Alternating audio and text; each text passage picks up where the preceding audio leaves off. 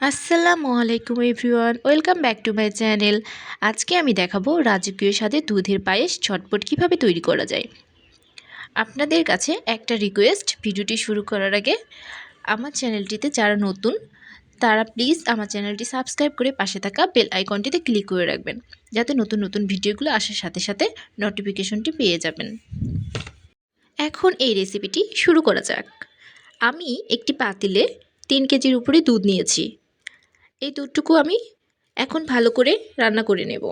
কিছুক্ষণ রান্না করতে হবে যাতে দুধটুকু একটু ঘন হয়ে যায়। ভালোভাবে নেড়ে নেড়ে রান্না করতে হবে যাতে দুধের পাতিলে দুধটুকু লেগে না যায়। এই দুধের মধ্যে আমি 2 থেকে 3 টুকরো দারুচিনি দিয়ে দিব। যখন দেখব দুধটুকু ঘন হয়ে এসেছে তখন আমি আমার পায়েসের চালটুকু দিয়ে দিব। আমি এখানে 1 কাপ চাল দিয়েছি। আমি 3 কেজি দুধে 1 কাপ চাল দিয়ে পায়েসটা রান্না করব। আর যখন দেখবেন যে চালটা দিয়ে দিয়েছি, তারপরে একটু ভালোভাবে নেড়ে দিতে হবে যাতে পায়েসের চালটুকু দুধের সাথে পাতিলে লেগে না যায়। এখন আমি এতে দিয়ে দিয়েছি 4 থেকে 5টি সাদা ফল। আমি পায়েসের মধ্যে 3 কেজি দুধে যেহেতু রান্না করেছি, তাই আমি এখানে চিনির পরিমাণটা আমি 1.5 কাপ দিয়েছি।